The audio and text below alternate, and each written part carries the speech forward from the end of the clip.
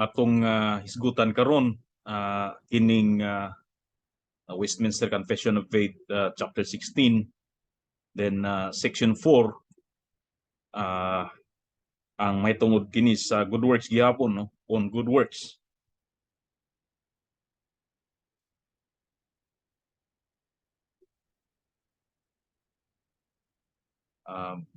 Ika 64 kini nga atong video or atong lecture sa Westminster Confession. O akong i-quote kining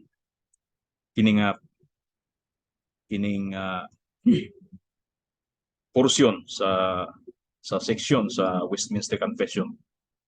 Mato diri, they who in their obedience attain to the greatest height which is possibly in this life are so far from being able to supererogate and to do more than God requires, that they fall short of much which in duty are bound to do. So sa atong masabtan nga dunay possible nga attainment sa atong mga kinabuhi kadtong gitawag greatest height sa Christian life, pinaka taas tuwa sa kinapungkayan nga level sa Christian life. Apan bisan pa niana wala kitay gahom for supererogation. Kaning meaning sa atong hisgutan unya unsay meaning niini. Sa simpleng explanation, supererogation is kanang imong hago, no, imong good works nga imong na-accomplish, no, achievement nga more than God requires. Kadtong ang Dios nag-require sa usa ka good work or sa mga good works sa usa ka level. Kung makalampas ka sa taas-taas nga level, ang sobra sa gi-require sa Dios, pwede nimo nga ihatag sa uban nga nakulangan sa good works. So kibali ang good works nimo nga sobra sa gi-require sa Ginoo, pwede nga imong ipaambit sa uban aron nga kadtong mga na-short sa good works makabato niini. Munay idea, may concept sa supererogation. Ang rason nga nga dili kana nato mahimo is because we fall short of much which in duty we are bound to do so or to do. Ang gi-require sa Dios wala gyud tao nga makaabot. So mas-short gyud ang tao sa gi-require sa Ginoo. Every time nga ang balang kasulatan adunay command, adunay precept tungod sa noetic effect of sin o tungod sa total depravity ang tao, it's very impossible for us to do what is required by law. Ato kanang atong i-prove kana pinaagi sa mga kasulatan. But since we are speaking against supererogation, atong tan-awon kung asa kinigikan o kinsa ang nagatudlo niini. No, so ulahin nato kini exegesis sa mga bersikulo. Now, unsay pasabot sa supererogation, now atong tan-awon kini, supererogatory actions are those that are performed voluntarily with a spirit of generosity, selflessness, or sacrifice. They are not motivated by a sense of duty or obligation, but rather by a desire to do something good or make a positive contribution to the world. Supererogatory actions are often viewed as particularly praiseworthy of virtues as they demonstrate high degree of moral commitment and personal integrity.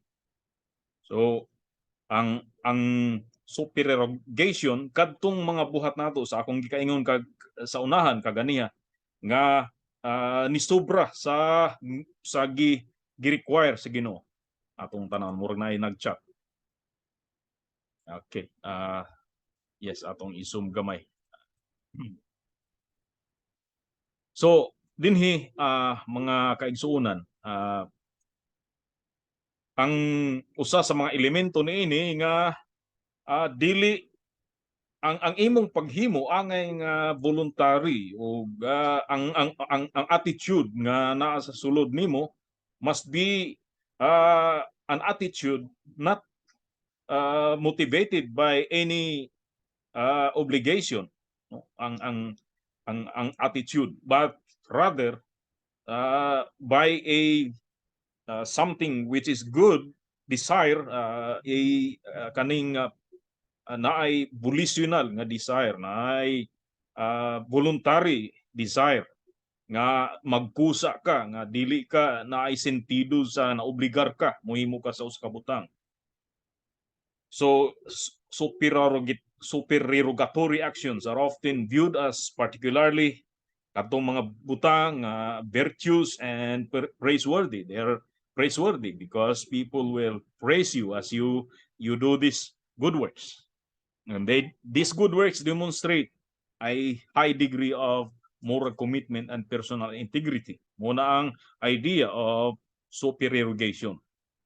Its roots are in Latin and is derived from the words super and erogare, which mean beyond and to pay out or to expend respectively. Di nato gikuha ka ng word na expenditures. So ang meaning niya to pay out, imong gihatag, imong gibayad or nahatag ka sa usa ka requirement, imong gibuhat ang usa ka gi-require. Mo na siya. Now, ang basic nga sentido niini nag-refer kini sa actions or behaviors that go beyond what is expected or that go beyond what is required by a particular moral or ethical obligation. Pananglitan sa Bible na ay 10 Commandments. So kung ang 10 Commandments na nagahatag og mga basic nga requirements para nga i-comply sa tao, ang pasabot ni ana nga ang imong action must be more than what is required, more than that basic requirement. Quote kita sa ilang sa libro. I am quoting from the Catechism of the Roman Catholic Church. Mato niya, many sins wrong our neighbor. One must do what is possible in order to repair the harm. So harm nag-refer sa return stolen goods, pananglitan, ang repair, ang reparation. Restore the reputation of someone slandered, pay compensation for injuries. So mo na mga reparation, i-repair ang unsa ang na-damage. Some simple justice requires as much, but sin also injures and weakens the sinner himself, as well as his relationships with God and neighbor. Absolution takes away sin, but it does not remedy all the disorders sin has caused. Raised up from sin, the sinner must still recover his full spiritual health by doing something more to make amends for the sin. He must make satisfaction for or expiate his sins. This satisfaction is also called penance. It sounds like sounds exactly a Pelagian statement nga ang tao maluwas sa iyang kaugalingon or maka-expiate sa iyang mga sala pinagi sa iyang paningkamot. Now, concerning indulgences, which is usa sa mga result if one believes in supererogation, we will look at it. In an indulgence, same gihapon nga reference atong gisite, is a remission before God of the temporal punishment due to sins whose guilt has already been forgiven which the faithful Christian who is duly disposed gains under certain prescribed conditions through the action of the church, which, as the minister of redemption, dispenses and applies with authority the treasury of the satisfactions of Christ and the saints. Ang pasabot dinhi nga kanang indulhensya katong gi pang atong gisgutan sa pipila kanang labay nga mga leksyon nga ang Roman Catholic Church nagabaligyag indulgence.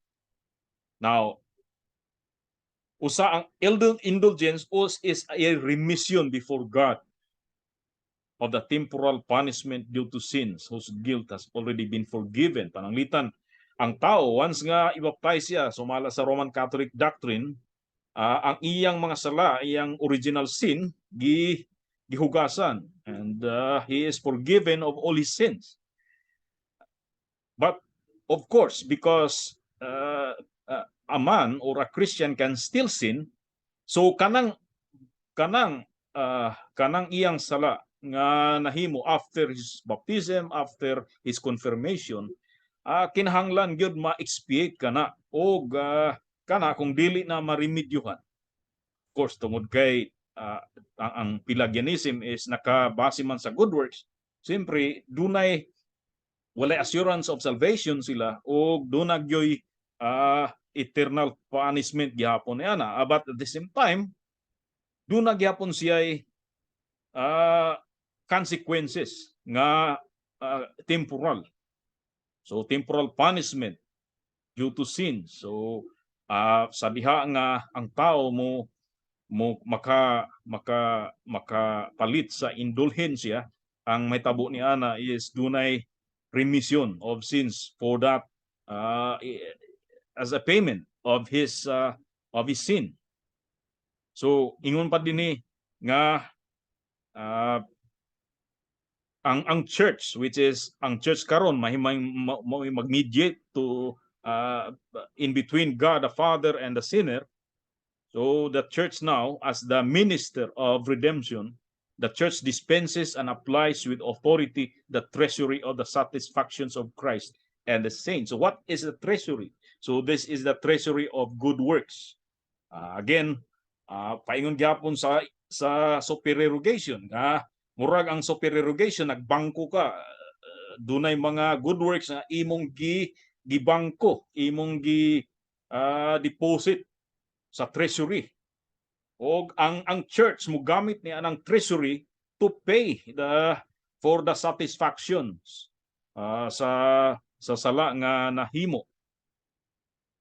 So again, an indulgence is partial or plenary according as it removes either part or all. Now, either partial or plenary, meaning sa plenary is all, according as it removes either part or all, again, of the temporal punishment due to sin.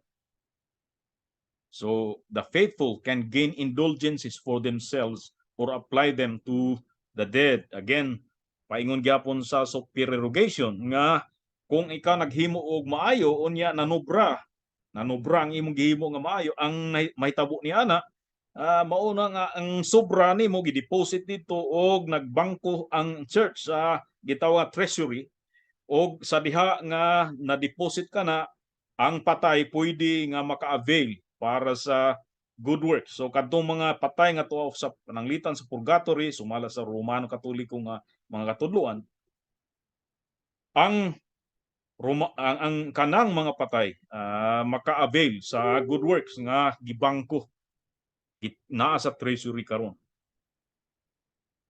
So the question is this doctrine biblical?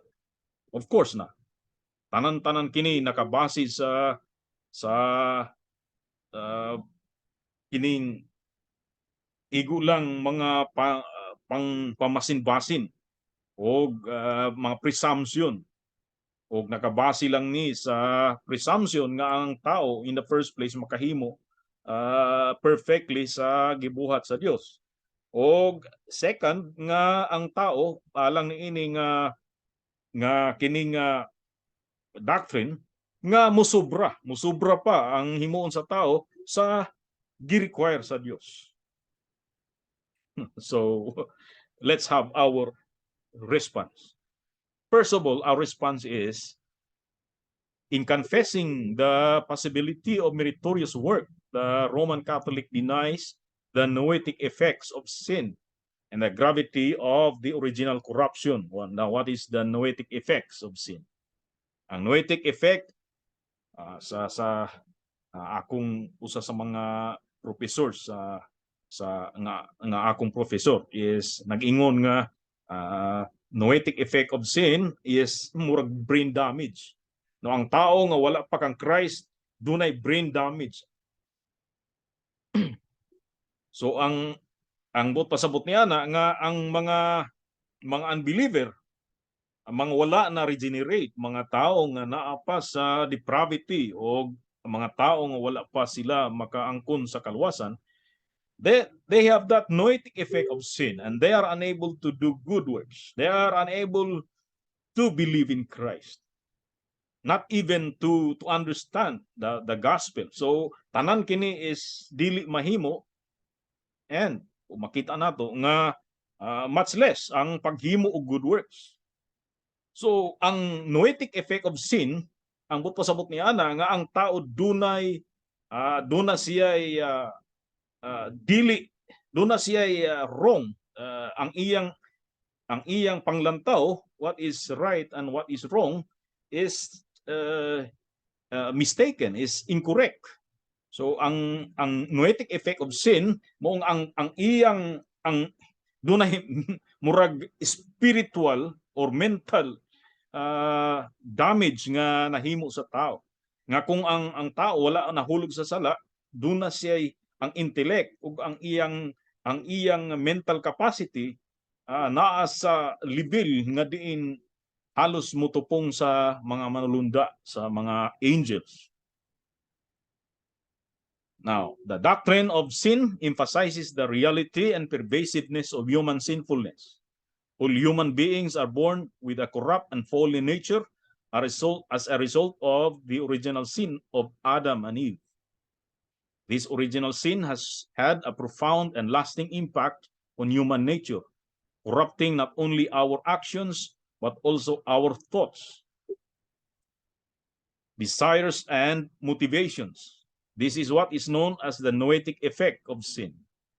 The idea that our minds have been darkened by sin and are incapable of fully understanding or submitting to God's will. Now, in contrast to this view, some Roman Catholic theologians have emphasized the possibility of meritorious works, that is, good deeds or actions that have value and can earn reward or merit in the eyes of God. According to this view, human beings can cooperate with God's grace and participate in the work of their own salvation by performing good works and acts of charity. Mo gyud na siya Pelagianism. Ang doktrina nga ang tao ay is able, murag ang iyang standing karon walay kalahian sa standing of Adam and Eve before their fall. Now, this doctrine emphasizes on meritorious works. Its emphasis on meritorious works denies the reality of the noetic effect of sin and the gravity of original corruption. Because of man's depravity, he is not capable of performing truly good works on his own, apart from the regenerating work of the Holy Spirit. As the Apostle Paul writes in Romans 3:10-12, as it's written, there is none righteous, no, not one. There is none that understandeth, there is none that seeketh after God. They are all gone out of the way. They are together become unprofitable, and there is none that doeth good, no, not one. Furthermore, the Reformed tradition emphasizes that salvation is entirely a work of God's grace and cannot be earned or achieved through human effort or merit. Dili gyud nato mahimo ang pagluwas atong kugalingon sa atong effort or sa atong achievement. or sa unsa ang accomplishment nato sa good works, for example, dili gyud makahimo ang tao sa pagluwas sa iyang kagalingon, as the Apostle Paul writes in Ephesians 2:8 and 9, for by grace you have been saved through faith, and this is not of your own doing, it is the gift of God, not of works, so that no one may boast. Therefore, the Reform argument against the possibility of meritorious works in the Roman Catholic tradition is rooted in our emphasis on the reality of sin and the total depravity of human nature. We affirm that salvation is entirely a work of God's grace, received by faith alone, and that any attempt to earn or contribute to salvation through good works is a denial of the reality of sin and the need for redemption. So, kung ang tao pwede ra niya nga luwason ang iyang kagalingon sa good works, o diri ang supererogation gani makaluwas pagyud ang atong good works sa laing tao, so gidinay nato ang realidad sa sala o ang need sa pagtubos ni Kristo. Unsa pa may rason o unsa pa may necessity nga si Kristo moanis kalibutan para sa pagpakamatay sa cross, kung kaya raman nato di ay nga i-save ang atong kagalingon. Second point is, in giving human acts meritorious cognizance, the Roman Catholic Church opens the possibility of salvation outside the Christian religion, and thus denies the maxim in extra ecclesia nulla salus. So ang meaning sa extra ecclesia nulla salus is outside the church there is no salvation. Umang ginay atong tudlo from the very start. O the church is made up of all believers rather than as an institutional organization or denomination. The church, in this sense, is the universal and invisible body of Christ, consisting of all those who have been redeemed by Christ and placed into union with Him through faith. So ang church nagkumpos sa tanan nga gipili sa Dios, all the elect, those who were born and have died now and are now in the presence of Christ, and those who are now living, and those who are yet to be born, the future people sa atong kalibutan. So ang kadtong wala pa na born o na tao nga mga elect, apil to sa kinatibuk-an nga church. Although wala pa sila na tao, apil to sa kinatibuk-an nga church. O ang atong katudloan nga walay naluwas outside sa elect. So ang tanan nga outside sa elect, mga reprobates. So walay reprobates nga maluwas kay outside sila sa elect. Now, ang tanan nga elect mo kanay church. Therefore, extra ecclesia nulla salus. Outside of that church, of that one church of Christ, there is no salvation. Now, kung ang tao no, regardless sa iyang recognition sa election, sa doctrine of election, kung siya able to do good works, no, so dili na pwede nga do na pay line of demarcation between the elect and non-elect. Kay pwede nga tong non-elect pwede kay makahimo mangyapon sila good works, pwede sila maluwas. So katong outside the elect, outside the church, outside of the invisible church, pwede ra nga maluwas because exactly because they are able to do good works. So from a Reformed perspective, the idea that human acts can merit salvation is incompatible with the biblical teaching that salvation is a free gift of God's grace, received through faith in Jesus Christ alone. This view is grounded in several key passages of Scripture, such as Ephesians 2:8 and 9, katong atong gi-quote kaganiya. The Roman Catholic Church, on the other hand, teaches that human acts of merit can contribute to salvation. This view is based on the idea that humans can cooperate with God's grace and thus earn merit through good works. However, The Reformed perspective affirms that human beings are completely unable to contribute to their salvation and that all of our good works are tainted by sin. In this sense, the Reformed view maintains that the Roman Catholic Church's recognition of meritorious human acts opens the possibility of salvation outside the Christian faith, as it implies that no one that one can earn merit through good works apart from faith in Christ.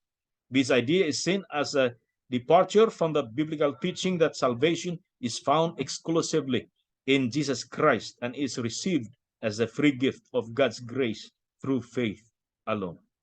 Therefore, the Roman perspective would argue that the Reformed perspective would argue that the Roman Catholic view undermines the maxim extra ecclesia nulla salus, which affirms the exclusive sufficiency of Christ and his church for salvation. By recognizing the possibility of salvation through the meritorious human acts outside of faith in Christ, the Roman Catholic Church is seen as denying the exclusivity and sufficiency of Christ for salvation. So, kung ikaw mutuo sa merit sa tao, mo labi na sa supererogation, so wa na exclusivity sa or sufficiency. Gidinay na nimo nga sufficient ang gihimo ni Christ sa cross, which is sa Bible gipakita nga exclusive. Doon na exclusivity sa salvation. Naalang Christ. I am the way, the truth, and the life. No man can come to the Father but by me. So, doon na exclusivity diha kang Christ. So, diha lamang sa iya lamang gihimo sa cross ang salvation. Ug outside of that, there is no salvation. Third, by recognizing the possibility of actions that go beyond what is strictly required or expected, the Roman Catholic Church downplays the sufficiency of Christ's death on the cross. In the Reformed tradition, the doctrine of salvation emphasizes the importance of God's grace and the sufficiency of Christ's redemptive work for salvation. According to our view, salvation is not something that can be earned or achieved through human effort or merit, but it is a free gift of God that is received by faith alone. In contrast to this view, some, because not all Roman Catholic theologians would say that, ang uban sa ila is Augustinians, have emphasized the role of good works and moral behavior in the process of salvation. According to this view, while salvation ultimately comes through Christ's redemptive work, human beings can contribute to their own salvation through their good deeds and moral behavior. This emphasis on good works and moral behavior is seen by us, some Reformed theologians, as a form of supererogation, as it goes beyond what is strictly required or expected by the doctrine of salvation. In their view, an attempt to earn or contribute to salvation through good works is a rejection of the sufficiency of Christ's redemptive work and a form of legalism. Instead, Reformed theologians emphasize the importance of faith in Christ as the sole means of salvation, and they view good works as the fruit or evidence of faith rather than a means of earning salvation. While they affirm the importance of moral behavior and good works as an expression of gratitude and obedience to God, we reject the idea that such works have any merit in themselves or that they can contribute to salvation in any way. Overall, the Reformed argument against the idea of supererogatory good works in the Roman Catholic tradition is rooted in our emphasis on the sufficiency of Christ's redemptive work and the importance of faith as the sole, again, emphasize yun nato ni, sole means of salvation. While we affirm the importance of moral behavior and good works as a reflection of faith, we reject any attempt to earn or contribute to salvation through good works. Any question? Mabay mga atong mga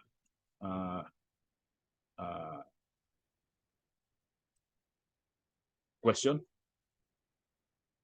Pwede i-unmute lang ninyo kung na may question.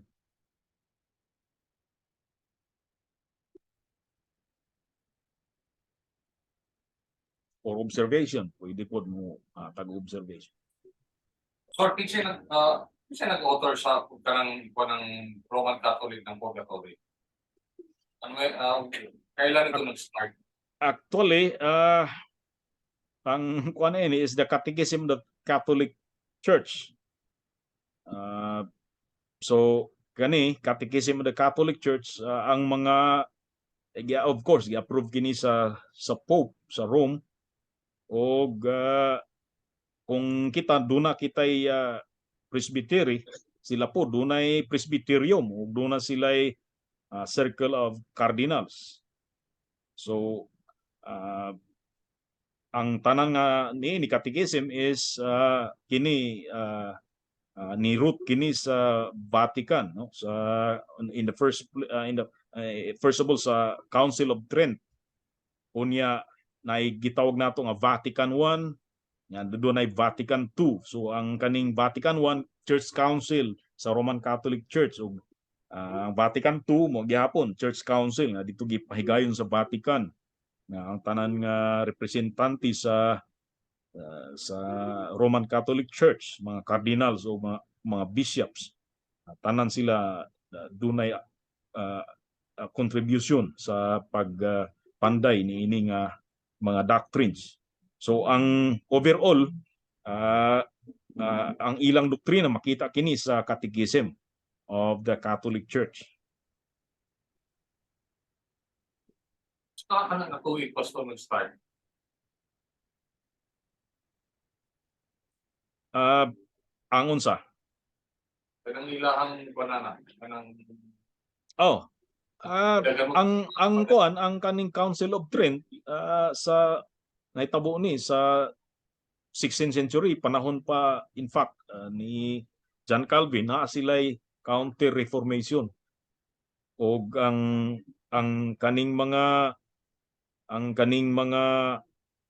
ang counter reformation mo to siya ang Council of Trent sa Trinto. So ang nahitabo ni ana, ilang gi-oppose ang tanan nga major doctrine sa Reformation.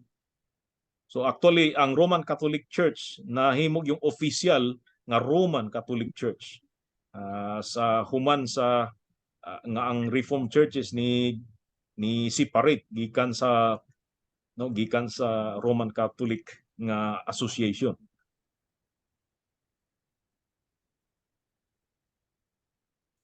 Okay, so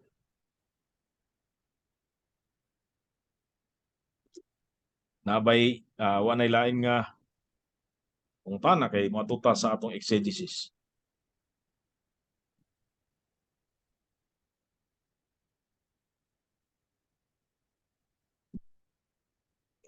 So atuta sa exegesis. No. Ang atong contention dinhi is ang doktrina sa supererogation. Ang maong mga doktrina is totally unbiblical, o ang dunagyoy ang atong Reformed Confession ilagyod ning gihatag treatment diri sa section 4 sa chapter 16, nga matud nila nga posible nga maka-attain ta sa highest nga level sa Christian life, which is ang highest nga level layo ra gihapon gikan sa perfection nga gi-require sa Dios, gikan sa obedience kanang ang Dios mang Ginoo nato na gitawag ang sa ato nga lingwahe, hindi pwede ang pwede na. So naamang tay expression nga mo sa ato nga mga labi na sa mga Pilipino, moingon nga pwede na meaning pwede na, madala-dala na, so pwede na, dili pwede sa Dios na. Ang sa Ginoo gyud is perfect, kinahanglan nga wala gyud mistake, walay wrong. So kung walay wrong, walay mistake, ang may tabo ni ana, ang highest nga level nga attainable sa tao, nga pinaka sa holiest nga tao layo ra gid kaayo gikan sa gi-require sa Dios. Kana makita nato sa pipila ka mga bersikulo, for example Luke 17 verse 10. In fact, gipakasama ni Christ ang matag usa kanato o sa mga sulugoon, servants, ulipon. Nga ang ulipon mohimo sa tanan nga gisugo sa iyang agalon, mga slaves for example. So ang slaves mohimo sa tanan nga gi-command or gi-require sa ilang mga owners. Now kung gipakasama ka sa slave, meaning bisan sa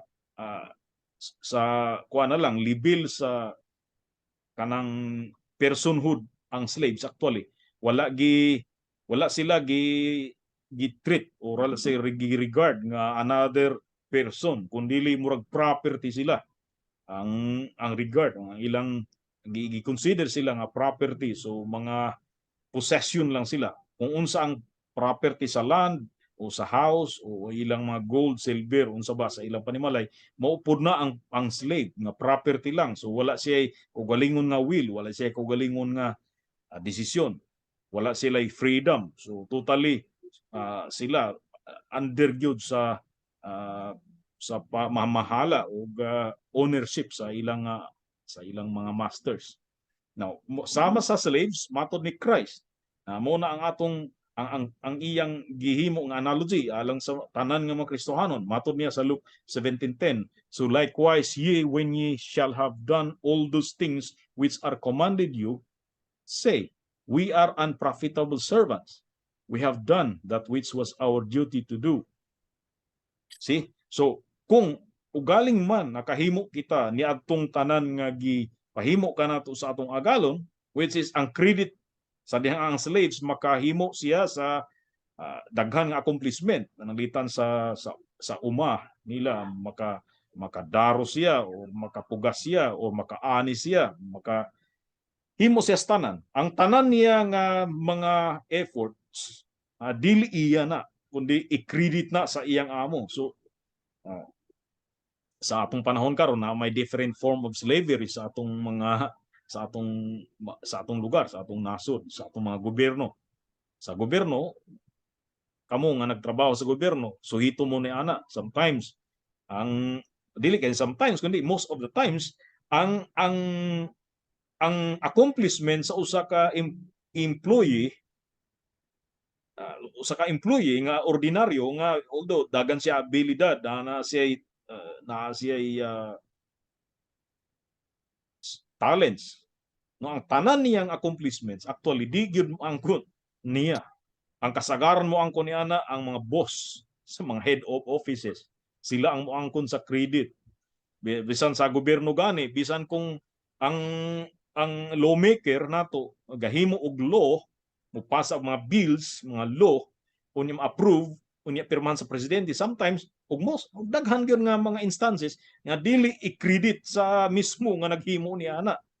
Ang credit sometimes most of the times iya pa sa presidente nga sa iyang administrasyon mo na nahimo ani nga presidente o ni mo na.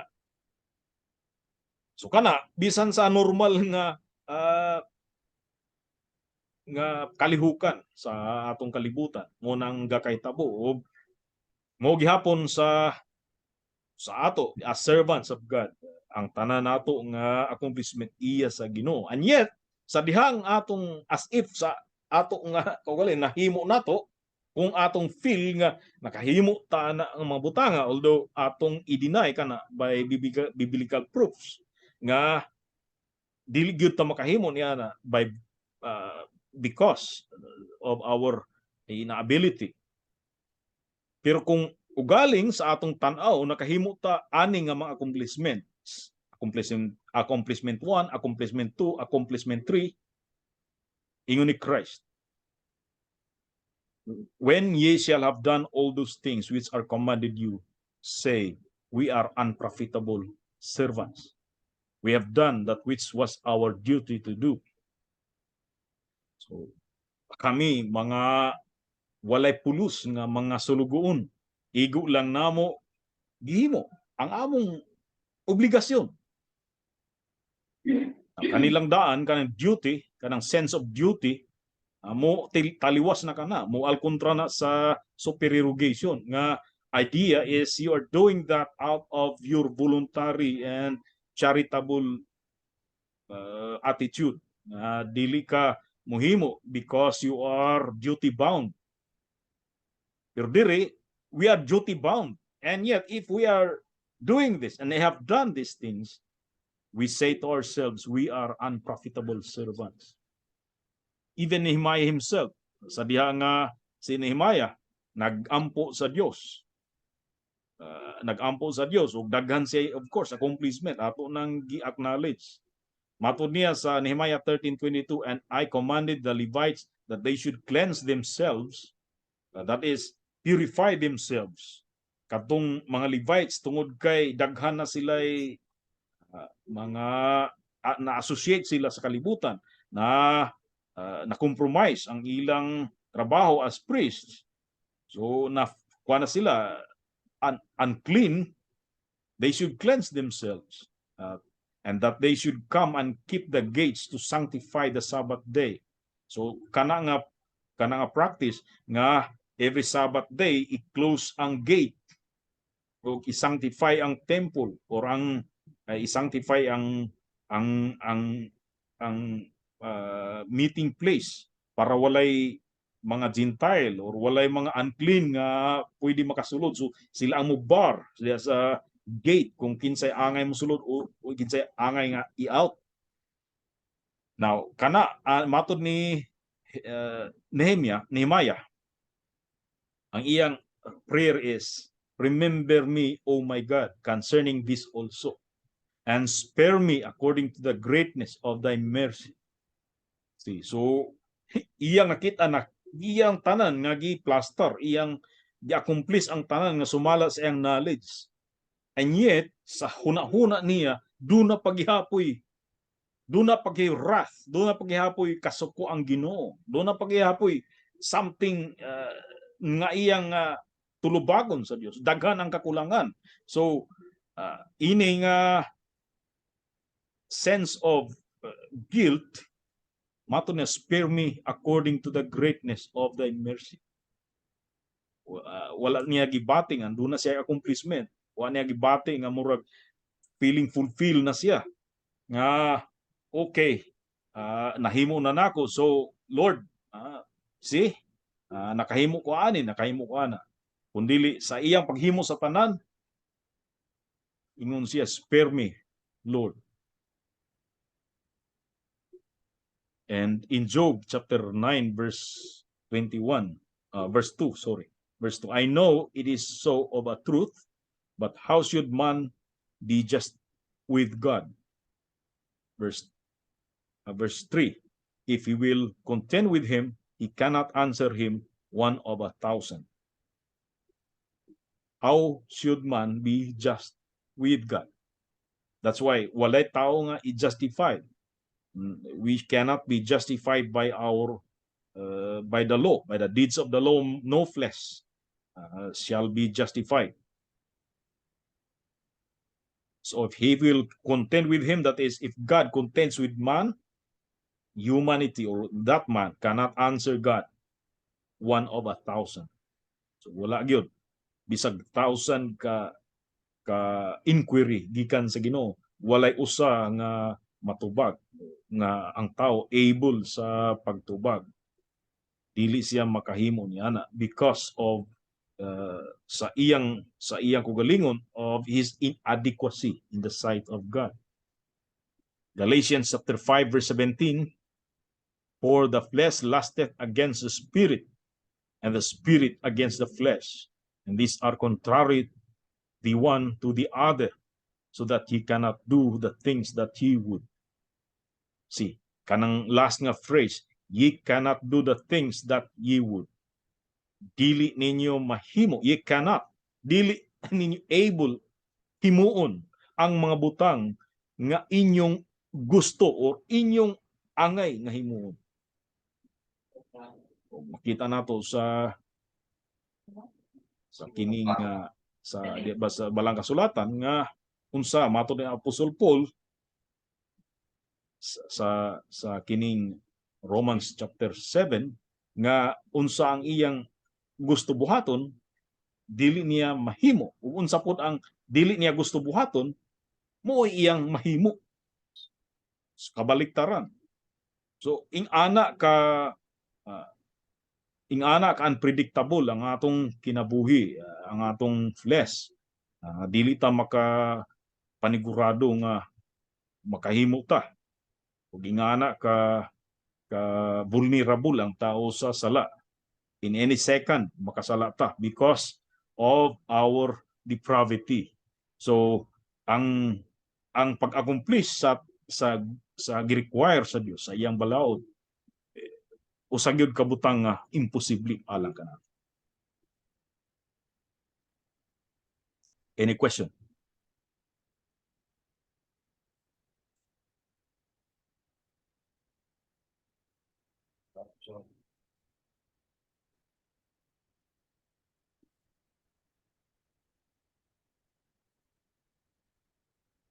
Walay question?